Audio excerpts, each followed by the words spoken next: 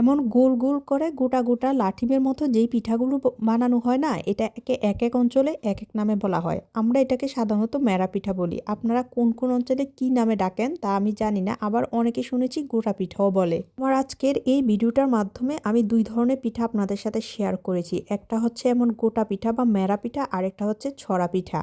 এই পিঠা বানাতে বসে আমাদের কিন্তু অনেক অনেক কথা হয়েছে, অনেক মজা হয়েছে। আর আমাদের পরিবারের বাইন্ডিংটা সব কিছু মিলিয়ে অনেক আছে, অনেক কথা আছে। আমি আজকে এই ভিডিওটার মাধ্যমে সব কিছু আপনাদের সাথে শেয়ার করব। রিভাস ডেইলি লাইফ থেকে আমি রিভা বলছি, কুমিল্লা থেকে। আপনারা কে কোথায় থেকে আমার ভিডিওটা দেখছেন অবশ্যই জানাবেন। সত্যি কথা বলতে কি, আমি ইউটিউবের ভিডিও করতে গিয়ে আমি অল্প সময়ের মধ্যে অনেক সাড়া পেয়েছি, অনেকের ভালোবাসা পেয়েছি। আলহামদুলিল্লাহ, অনেক ভালো লেগেছে। এই যে আমার মায়ের হাতে এই পিঠাটা সবচেয়ে বেশি ভালো হয়। আজকে আমাদের অনেক বছর ধরে আমরা যখন ডিসেম্বরে বেড়াতে আসি বাবার বাড়িতে, তখন আমার আম্মু, বিশেষ করে আমার বোন আসে, আমি তো এখানেই থাকি, আমার আম্মু এই পিঠাগুলো সবসময় তৈরি করে। এখন আমার আম্মুর শরীরটা আসলে একদম ভালো না, তারপরও আমরা নিষেধ করার পরও এই পিঠাগুলোর আয়োজন করে শুধুমাত্র আমাদের জন্য। বলে কি, আমি যতদিন আছি ততদিন তোদেরকে এই পিঠা আমি খাওয়াতে চাই, আর আমি না থাকলে তো আসলে খুব কষ্টের ব্যাপার। মা যে কী জিনিস, আজকে আমি আসলে মায়ের কথাটাই বলতে চাই, আমার পরিবারের কথাই আমি আপনাদের সাথে শেয়ার করব। অ্যাকচুয়ালি পিঠা বানাতে বানাতে আমাদের অনেক কথা হয়, অনেক আড্ডা হয়। এখানে আছি আমি, আমার বোন, আমার মা আর আমার ছোট ভাইয়ের বউ। তো আমরা এই পিঠাগুলোর আয়োজন করলে আমরা পিঠা বানাই, আবার অনেক মজা করি। আবার আমাদের বাচ্চাগুলো আছে, ওরাও আসে, ওরা একটু একটু ধরে। এগুলো আসলে অনেক ভালো লাগে।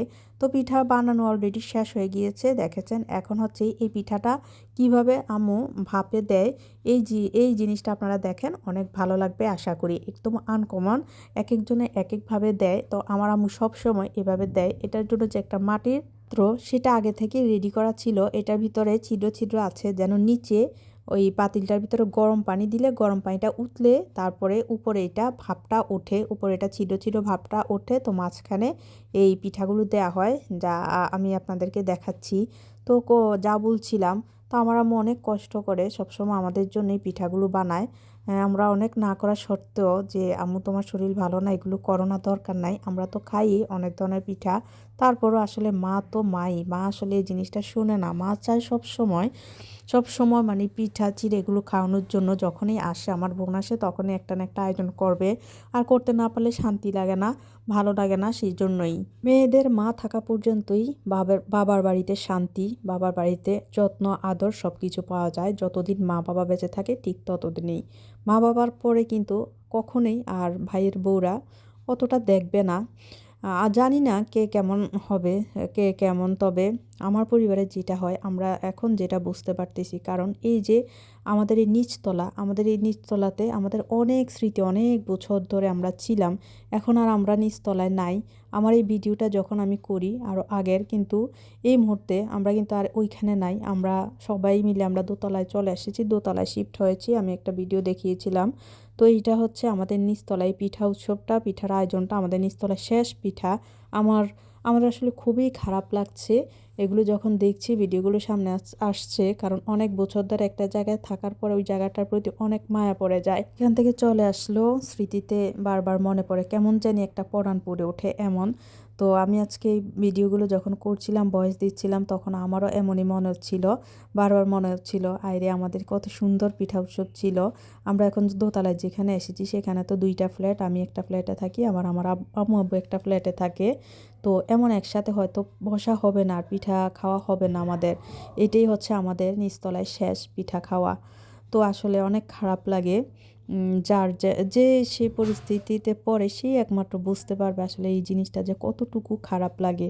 আর আমাদের এই বাড়িটা আমাদের চারতলা, চারতলা হলেও আমাদের বোনেদের কোনো অধিকার আমাদের ভাইয়েরা দেয় নাই। আমার বাবা মা এখনও বেঁচে আছে আলহামদুলিল্লাহ, কিন্তু বাবা মা বেঁচে থাকতেই আমার বাবা চেয়েছিল আমাদেরকে চারতলা দেওয়ার জন্য, কিন্তু আমার বড় ভাই উনি কোনোভাবেই দিবে না, এটা নাকি দেওয়ার নিয়ম নেই। তো এটা বলে আমাদেরকে বঞ্চিত করেছে। আর দিবে না যখন বলেছে, তখন কিন্তু অনেকভাবে আমাদেরকে বুঝিয়ে বলতে পারতো যে এখান দিয়ে নিস না, অন্য দিক দিয়ে দিব, এই সেই, কিন্তু উনি কিছুই করেন। উনি যখনই শুনেছে আমরা এখান দিয়ে নিতে চেয়েছিলাম, তখনই উনি আমাদেরকে লুবি বলে, বিভিন্নভাবে আমাদের বিভিন্ন রকম কথা বলে আমাদের মনে অনেক কষ্ট দিয়েছে। আর এইবার ভাইয়া আসার পরে, উনি বাইরে থাকে, আসার পরে যে পরিমাণ কষ্ট আমরা পেয়েছি, আসলে সেটা বলতে গেলে অনেক কিছু, অনেক কষ্ট থেকে আমি আপনাদের সাথে সে কথাগুলো শেয়ার করছি। কারণ আমার ইউটিউব ভিডিওগুলো তো পারিবারিক কেউ বা খুব পরিচিত কেউ আত্মীয়স্বজন দেখে না। দেখলে হয়তো আমার ভিডিওগুলো ডিলিট করে দিতে হবে।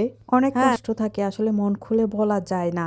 বললে বিভিন্ন রকম হ্যারাসমেন্ট করা হয় মানসিকভাবে।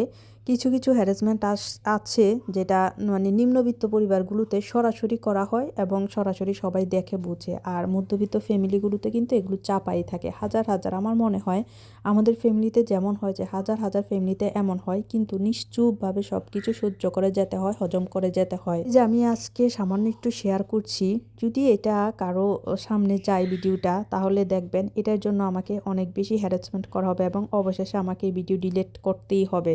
যদি ভিডিওটা থাকে তাহলে বুঝবেন যে না, এখনও সবাই দেখেনি। আর যদি ভিডিওটা ডিলিট করে ফেলি তাহলে অবশ্যই বুঝবেন আমি কারো না কারো চাপের মুখে পড়ে আমাকে ভিডিওটা ডিলিট করতে হয়েছে।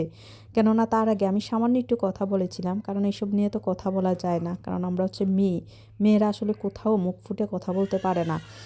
যখন যেভাবে যেখান থেকে যেমন দেশ তেমনই মানতে হয়। কিন্তু আল্লাহ তো আছে আমাদের জন্য, অবশ্যই আমরা মেনে নিলে কি হবে? আমরা তো সামনে চাপের মুখে পড়ে আমরা সব কিছু মেনে নিই, কিন্তু আমরা তো মন থেকে মেনে নেই না। সেটা তো আল্লাহ অবশ্যই দেখছেন। আল্লাহ ছাড় দিল, আল্লাহ কিন্তু কাউকে ছাড়বেন না, এর কোনো ক্ষমা হবে না কোনো দিন। আমাদেরকে অনেকভাবে বঞ্চিত করেছে। সত্যি বলতে কি, বাবার জমি থেকে, বাবার সম্পত্তি থেকে, সব কিছু থেকে আমাদের যতটুকু দেয়া দরকার, এই কথায় বলে না, যেখানে হাঁস দেয়া দরকার ওইখানে ডিমটা তো দেয়া যায়, কিন্তু ওই রকমও আমাদেরকে দেয় নাই। বাবার যে সম্পদ ছিল অনেক, সেই তুলনায় আমাদেরকে ওই রকম কিছুই দেয় নাই। আর সেগুলোর জন্য যদি কোনো কথা বলি তাহলে তো অনেক বেশি খারাপ হয়ে যায়, অনেক বেশি খারাপ হয়েও গিয়েছি। তো সেই জন্য আমি সামান্য একটু আপনাদের সাথে আমার এই ভিডিওটার মাধ্যমে শেয়ার করছি। আর আর কি তেমন কিছু বলতে চাই না। অনেক অনেক কথা আছে, অনেক অনেক কিছু বলতে ইচ্ছা করে। এই মনের ভিতরে যে কষ্টটা, যে খারাপ লাগা, এগুলো আসলে কারোর সাথে প্রকাশ করার মতো না, কাউকে বলার মতো না। তো উপরে আছে মালিক, ওনাকেই বলবো, ওনাকেই সব কিছু বলেছি, ওনার কাছেই বিচার, উনি সব কিছু দেখবেন। আশা করি, মনে অনেক আশা, ইনশাল্লাহ একদিন না একদিন এর ফল আল্লাহ অবশ্যই দেখাবেন সবাইকে। কষ্ট দিয়ে কেউ কখনো শান্তিতে থাকতে পারে না, আর যদিও শান্তিতে থাকে সেটা হচ্ছে ক্ষণস্থায়ী, চিরস্থায়ীভাবে কেউ পারে না। কারণ প্রকৃতি কিন্তু তার সব কিছু ফিরিয়ে দেয়। প্রতিশোধ বা যেটাই করে থাকে তার ছেলেমেয়ের মাধ্যমে কিন্তু পুনরায় সব কিছু ফিরে পায়, সব কিছু ফিরিয়ে দেয়, কিন্তু সেটা আমরা বুঝি না কখনো। আর এটা তো অবশ্যই অনেক কথাই দেখছেন, এটা হচ্ছে ছড়া পিঠা। আমরা সবাই মিলে কি সুন্দর করে পিঠাগুলো বানিয়েছি, খেলাম, অনেক বেশি ভালো লেগেছে। আজকে আমি অনেক ধরনের কথা বলে ফেলেছি আমার ফ্যামিলি সম্পর্কে।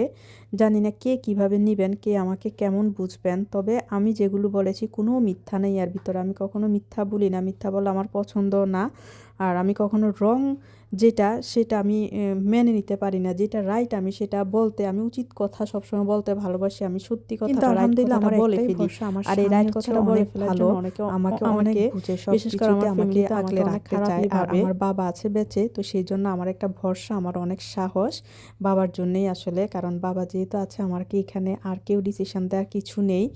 আর সম্পত্তির ব্যাপারটা এটা হচ্ছে, এখন বাবা কিছু করতে পারবে না। যেমন হাদিস হিসেবে সেটা থাকে যে ভাইদেরকে, বোনদের সম্পত্তি দিবে ভাইয়ের উপরে এটার দায়িত্ব পড়ে, আর এটার সম্পূর্ণ ভার হচ্ছে ভাইদেরই। এই হাদিসে আছে এমন। তো সেই জন্য এখানে বাবার আসলে কিছু করণীয় নাই। তারপর বাবার যেটা করণীয় ছিল বাবা বলেছে এভাবে দেওয়ার জন্য, কিন্তু আমার ভাইয়েরা কোনোভাবেই মানে না, ওরা মানবে না। তো সেই জন্য আর এখানে আমাদের কিছু করার নেই। তো আজকে আমার এই ভিডিওটার মাধ্যমে আমি এগুলো বললাম, এটাই শেষ। জানি হাজারো মেয়ের সাথে এমন হচ্ছে, এমন করছে সব জায়গায়, কিন্তু কোনো মেয়েই এটা নিয়ে কোনো প্রতিবাদ করতে পারে না। কারণ শত হলেও মায়ের পেটের ভাই রক্তের সম্পর্ক, সেই জন্যেই অনেক কিছুই করতে পারে না, কখনো বলতে পারে না। কিন্তু আসলে এভাবে ঠকানোটা একদম ঠিক না। কারণ এই দুনিয়াতে এভাবে যারা ঠকায় তাদেরকে কিন্তু হাসরের ময়দানে চোর হিসেবেই গণ্য করা হবে, চোর হিসেবেই হাসরের ময়দানে উপস্থিত করা হবে। অনেক কিছু আছে। তো এই দুনিয়াতে একটু সম্পত্তি নিয়ে ভালোভাবে চলে কোনো লাভ নেই। ওই একটা দুনিয়া আসছে, হাসরের ময়দানে সবাইকে দাঁড়াতে হবে। সো আগে থেকে একটু হুঁশিয়ার হওয়াটাই ভালো। একটা জায়গায় একটা লেখা পড়েছিলাম, লেখাটা ছিল এমন, একটা ফেসবুকে একটা স্ট্যাটাস দিয়েছে, কোনো ভাই বলেছে আজ পর্যন্ত এই পৃথিবীতে কোনো ভাইয়ের জন্য কোনো বোনের সংসার ভাঙেনি। তার বিপরীতে একজন মেয়ে লিখেছে, একটি বোন লিখেছে যে হ্যাঁ ঠিক আছে, কোনো ভাইয়ের জন্য কোনো বোনের সংসার ভাঙেনি ঠিকই, কিন্তু ভাইয়ের কিছু কথায়, কিছু কটু কথায়, কষ্ট দেওয়ার মতো কথায় এমন হাজারো মেয়ের মন ভেঙেছে। আর মন ভাঙার ফল অনেক ভয়াবহ। মন ভাঙা, একসময় শুনেছিলাম মন ভাঙা আর মসজিদ ভাঙা নাকি সমান। জানি না এটা কোনো হাদিসে আছে কি না, এটা কতটুকু সত্যতা আমি জানি না, তাই আর এটা বলছি না। কিন্তু এটা জানি, কারোর জন্য এক ফোঁটা চোখের পানি পড়ে, সেই চোখের পানি কিন্তু আল্লাহর আরশ কেঁপে ওঠে। সো আপনারা অবশ্যই সাবধানে থাকবেন। কোনো ভাইয়ের কারণে যেন কোনো বোনের চোখের পানি না আসে, আর কোনো বোনের কারণেও যেন কোনো ভাই কষ্ট না পায়। এই ব্যাপারগুলো কিন্তু অবশ্যই একটু খেয়াল করবেন। কেননা এই দুনিয়া বেশি দিনের জন্য না, এই দুনিয়াটা খুবই কম সময়ের জন্য।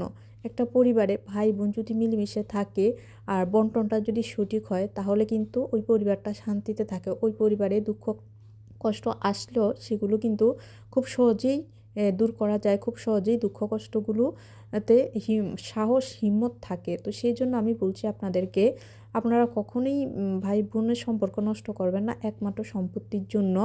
এইটার জন্য কখনোই ভাই বোনের সম্পর্ক নষ্ট করবেন না।